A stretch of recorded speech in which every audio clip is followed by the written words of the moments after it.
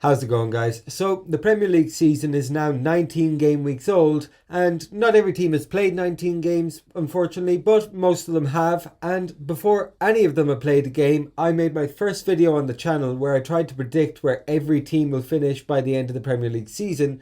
So, being halfway there, I figured now is a good time to have a look, see how that's going. So, yeah, let's dive straight into it. Okay, to start is a little bit embarrassing, but I predicted Aston Villa would finish last, and right now they are 8th, level on points but ahead on goal difference of both Chelsea and Southampton. They've brought in the likes of Ollie Watkins, Bertrand Traore, even Ross Barkley on loan from Chelsea. They've all made a massive difference for them because last season Aston Villa just couldn't score a goal to save their life. They scraped through on the final day to stay in the league. This season, though, they've been blowing teams away left, right and centre. I mean, for Aston Villa, the 3-0 win over Arsenal was a big one, but that 7-2 against Liverpool, that's going to live long in the memory of the Aston Villa fans. So yeah, I'll hold my hat up because I was very wrong on that one. Next is West Brom, and I said they would finish in 19th position, and for now, that's exactly where they are. Not going to go taking too much credit because, let's be fair, a lot of people predicted West Brom to finish in the bottom 2, if not 3.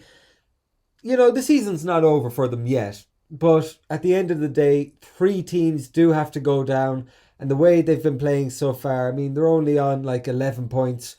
I do still think that West Brom will have to be one of those 3 teams. Final relegation spot I gave to Newcastle. They're currently in 16th position. They had a decent enough start to the season, which made me think, yeah, I'm going to be eating my words here. But no, only 16th for them at the moment because they've really fallen away. Every game I see them playing, they look very poor, especially when playing maybe a top 8 side. They just look afraid of them. I think they're in with a chance of going down. Probably not as confident as I was when I made that video. I mean, they are on 19 points. That puts them 7 points clear of the relegation zone. So maybe they're already too far ahead. They have too much of a head start. But what I will say is the teams below them are probably playing, well, no, they are playing better football than Newcastle are right now. In 17th, I said would be Brighton, and that's also exactly where Brighton are. So, I mean, 2 out of 4 so far, not half bad. Brighton, I would say, are actually down that far in the table quite undeservedly because I've seen them play quite well on occasions this season and just not gotten the rewards from it, mainly due to poor finishing. I think we all remember that Man United game where they hit the woodwork 5 times, ended up losing the game 3-2 in injury time with a penalty that was given after the final whistle had blown. One of the more controversial moments of the season for sure. But Brighton are kind of going about things exactly how I expected them to, you know, not blowing teams away, not really building momentum, but just tipping along. And I mean, they're 17th now. I still think that they'll finish 17th come the end of the season. In 16th, I said would be Fulham. They're currently in 18th, so I'm a little bit off, but Fulham started terribly, really, really bad. I think everyone had them written off after about 5-6 games. And since then, they have kind of grown into it. I mean, they're still 5 points from safety, but they're in with a better chance, I would say, than West Brom, considerably. Considering they're only 1 point ahead of West Brom at the moment, I'd say the football Fulham are playing, they've dropped Mitrovic, which I think has actually allowed them to go and play more free-flowing football. They've learned how to defend, you know, based on when they were in the Premier League 2 years ago, couldn't defend at all. First maybe 8 games of this season, couldn't defend at all. Scott Parker has sorted that out for them. And in recent weeks in particular, they've had to play some tough games. Haven't exactly built up too many points from them, but they've given good accounts of themselves. I know that's not worth anything on the table, but it could be a good sign for them going forward, so I'm not willing to write them off just yet. In 15th, I had Sheffield United, and they are currently in dead last. I mean, Sheffield had a fantastic 3/4 of a season last time out. They were very poor though in that last few games, maybe the last 8 or so, and I did think that would carry on into this season, which is why I put them as low down as 15th when, you know, they finished top half of the table last season. But with that being said, I wasn't expecting this. I mean, it took them 16, 17 games to get their first win of the season. I mean, that's appalling. It was, I think, the longest run without a win across the entire top 4 leagues of English football. I mean, everyone likes Sheffield. Everyone loves what they managed to do last season, and I would like to see them stay in the Premier League. But I think they might have just built a bridge too far in this one because they're on about 5 points after 19 games. So yeah, I just can't see it. In 14th position, I have West Ham, and I'm back to being wildly wrong because they currently sit in 7th on the table. They've 32 points, so they're just 2 points behind 4th place Liverpool. And so far this season, West Ham have been spectacular. They've played really good football at times. Some of the men that they've brought in the last 12 to maybe even 24 months have just been absolute stars for them. The likes of Kufal, the likes of Soucek, Jared Bowen's playing absolutely fantastic stuff. Fornals has really come on this season. And when he's fit, Mikel Antonio has just been fantastic. Haller, unfortunately, he wasn't really hitting it for them. He has moved on now in this January transfer window. But really, they haven't missed him because just in the double game week just gone, they won both of their games, picked up 6 points, kept them right in touch with that top four. I don't think they'll finish in the top four. I think come the end of the season, they'll maybe be looking to be they will probably be in a position closer to what I predicted than to where they are now, but take nothing away from the fantastic half a season they've already had. In 13th, I had Crystal Palace, and what do you know? In 13th sit Crystal Palace. Palace started the season spectacularly. I think they won their first game against Southampton, followed that up with a win against Manchester United, and I'm pretty sure that had them sitting at the top of the table, which was fun for them for a week, but it's really fallen away for them since then. They picked up points here, there, and then they got absolutely smashed 7-0 at home by Liverpool. And from then, it's just been about steep downhill drop because, they were still in a comfortable enough position at the time, not anymore. And, I don't think they're going to end up in any kind of a relegation scrap. I think they've got way too much of a head start for that. But I think they might drop even further than my predicted 13th. 12th, I put Burnley. They're currently in 15th position. They had a dreadful start to things. They were right down at the bottom with the likes of Sheffield, West Brom, Fulham. They've picked it up since then, though. I think it was a win against Arsenal that things started to look a bit brighter for them. Their most recent game, of course, was that famous 1-0 victory at Anfield against Liverpool. And that seems to have, not seems to, haven't seen them play since, but I imagine that will instill some confidence into them because Burnley, they're a Premier League team. They didn't really belong down in that relegation scrap. Yes, 15th is not exactly safe, but they're definitely on an uphill trend. In 11th, I predicted would be Southampton, and they're currently in 10th, so not exactly a million miles off, but I was actually kind of surprised that they were as low down as 10th because in my head, Southampton, they've been playing great football this year. I just had them a little bit higher up the table than that when I was thinking about this before actually looking at the standings. They've picked up some big results in this one. They got that win against Liverpool. Pretty sure they beat Arsenal as well, or maybe they got a draw against them. Of course, they came back from 2-0 down against Chelsea to get a draw on that one as well. So, yeah, they've managed to keep Danny Ings fit, and that is a big one for Southampton because without Danny Ings, I don't know if it all happens for them quite as well. But, I mean, he stayed fit this long. No reason to assume he's going to get injured in the second half of the season, and I think they could still stay well on course for a high mid-table finish. In 10th, I predicted would be Leeds United. They're currently in 12th, and to say the least, Leeds have been the team to watch this season. They've just had the craziest results. They beaten West Brom 5-0. They then lost, well, not then, but they've also lost 6-2 to Manchester United. I think they won 5-2 against Newcastle. And very recently, they lost 3-0 to Crawley Town. And they followed that up with a 1-0 defeat to Brighton. It might have knocked the stuffing out of them a bit, losing to a lower league side. Let's be fair. Leeds should be expected to beat Crawley Town and probably expected to beat Brighton. But yeah, that's knocked the stuffing out of them. Maybe made them lose their mojo a bit. It could be a bit of a disaster for them because Leeds play a certain way and the way only works if all the players are on board with it. On top of that, they might start to get a bit tired towards the second half of the season, going into the second half of the season, I should say, and that might peg them back a bit as well. I mean, every chance they'll still get that 10th place finish, but right now I think they'll be doing well to hold on to 12th.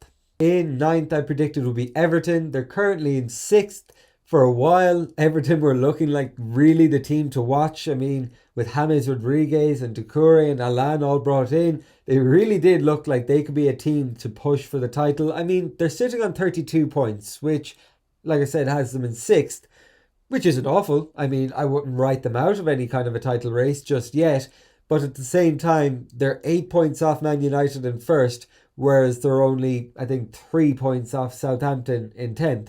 So kind of goes to show there, maybe brings them back down to earth a little bit more if they look at it that way. In eighth position, I predicted Leicester. They're currently sitting all the way up in third. Just a few days ago, they were first until Man United and Man City got to play their games in hand. And Leicester have been fantastic this season. Jamie Vardy looks as fresh as ever. Maddison, Tielemans, Harvey Barnes all look fantastic in the midfield. Fofana, James Justin, across the pitch. They've just been brilliant. That being said, do I think that they'll be able to maintain it? I'm not sure. I don't think they'll be able to maintain a title challenge anyway. Last season they were probably in an even better position than they're in now, and they bottled it, didn't even get top four in the end.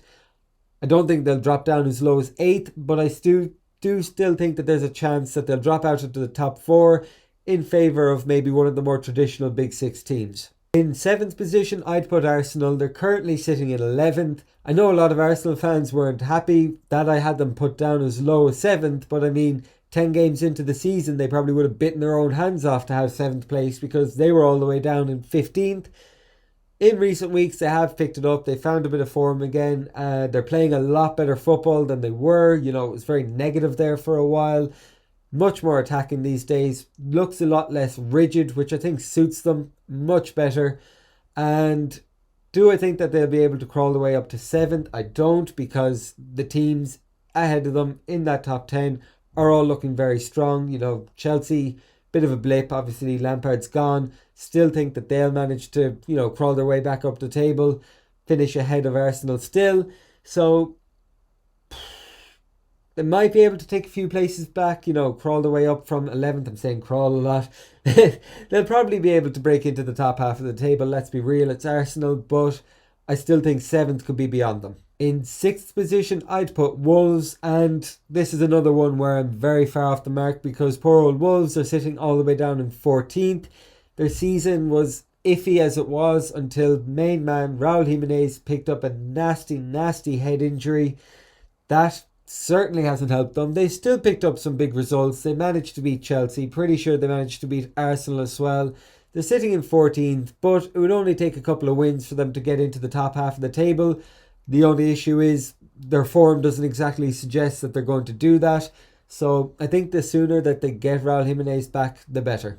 In 5th position, I'd put Tottenham. Tottenham are sitting in 5th. Finally, feels nice to be right again. And Tottenham have been inconsistent this season because sometimes they've looked absolutely unbeatable and they've put teams to the sword, just gone for the jugular. Man United went to beat them 6-1, had a big result against Southampton as well, the one where Son scored 4 goals, been a couple of others as well. And then there's other games like the ones against Newcastle and Fulham where they were 1-0 up and they tried to park the bus way too early, ended up costing them. They finished both those games 1-1. Definitely been a few other instances like that where they've dropped points rather unnecessarily. And I still think they need to bring in a Christian Eriksen-like player to play creative passes in midfield, because the most creative passer they have is probably Harry Kane, and he's their striker. They want him up scoring goals. So without bringing in a player like that in January, I don't think they'll break into the top 4. I think they'll stay exactly where they are. In 4th, I said it would be Liverpool, and that is exactly where they are. And they beat Crystal Palace 7-0 away from home, and then it just stopped. They had daylight between them in first and the teams below them at that point, and they just let it all go. Since then, they haven't won a game. Draws against Newcastle, West Brom. Okay, Man United, not exactly a bad draw there, but still, it's not a win. And then they've gone and lost to Southampton, and most importantly at home to Burnley. I don't know what's going on at Liverpool because, even if they're not winning games, you'd expect them to be an attacking threat, and in most of those games, they just haven't been. Salah, Mane, Firmino have all just switched off at the same time, which is causing a lot of hassle for Liverpool. Um, a lot of people still think that they're well in the title race, and yeah, they're still in the title race, but I don't think that they'll manage it. I think they'll stay in fourth exactly where they are. If you want to hear a bit more about my thoughts on this, I have a channel on the video called Why Liverpool Won't Win the League This Season. You can go and have an in-depth look at why I think they won't manage it this season, but for now, they are exactly where I said they'd be. In third, I predicted would be Chelsea. We are currently down in ninth position. Doesn't look pretty. Lampard just got fired because of it, and I think that was very premature. I've already gone on a whole rant on the channel if you want to have a look at that. But I think he should have been given the chance. Because yes, ninth in the table looks bad, but we are still only, 2 wins away from being in the top 4 or at least the top 5, assuming results go our way in other games. So we're very much in this race for top 4. Maybe not so much the title race. I think we're 11 points off Man United. So it would take something calamitous there. But top 4, definitely. In fact, I'm confident we'll get top 4. I'm so confident that, we'll be able to turn it around and get top 4 that I will hope my girlfriend doesn't watch this video and say I will dye my hair Chelsea blue if they don't get top 4. In second, I predicted would be Manchester United. They're currently in first, and they started the season very iffily, and since then they've just managed to take advantage of the fact that the teams around them have been dropping very needless points, managed to sneak their way up into the top of the table. Don't get me wrong, United have looked good on occasion, but good not great.